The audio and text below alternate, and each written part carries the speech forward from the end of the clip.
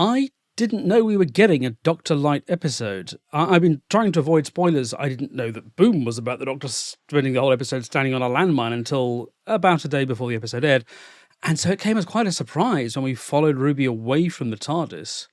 It came as an even greater surprise when the Welsh folk horror aspect of the story turned out to be one of several narrative feints.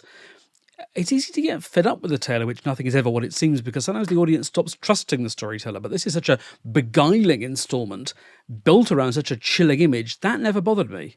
And it's about something. It's not a puzzle to be solved. We'll come back to that in a moment. It's rather a deep, sad meditation on loss and loneliness and the fear of abandonment. Ruby's mother locking her out and telling her that the woman who gave birth to her didn't want her either is savage in its ferocity. How does anyone bounce back from that? Well, in a typical edition of a fast-moving science fiction adventure anthology show, they kill a monster or defeat a bad guy, and then it's all smiles. But in reality, you just keep on living. And amazingly, that's what happens to Ruby. Unit can't help her, the Doctor can't help her, she can't help herself, and so she just lets the years roll by.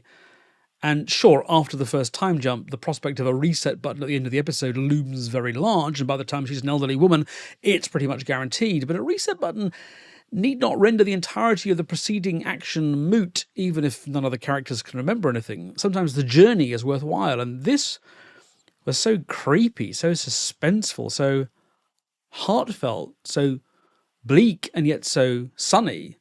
It really was. Various people are complaining online that the ending didn't make sense or wasn't resolved. I was thrilled not to have to wade through endless turgid minutes of science fiction plot admin. Ruby loses the Doctor when they break the circle, which trapped Mad Jack.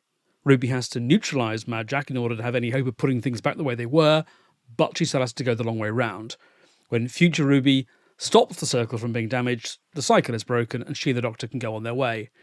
If you wanted to be told that this was all due to the galactic war between the Zagbars and the Zoobles, and the old lady was the Zagbarian ambassador caught in a temporal flux trying to stop the Earth from being caught in the crossfire, I understand your frustration, but I think you have to accept that that wasn't what this story was trying to be. This was something much more allegorical, much less literal. And so, no, I don't think threads from the ending will be returned to. Clearly, there's a lot going on already. Even Ruby has started to notice that Susan Twist keeps turning up.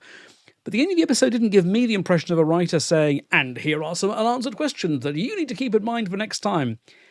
It felt final, complete, and for me at least, completely satisfying. Much of this is due to the extraordinary work done by Millie Gibson, who makes every aspect of Ruby's bizarre journey totally believable. As sad as I was not to see more of Ncuti this time round, this was an exceptional episode of Doctor Who, which kept me guessing right to the very end. 5 stars.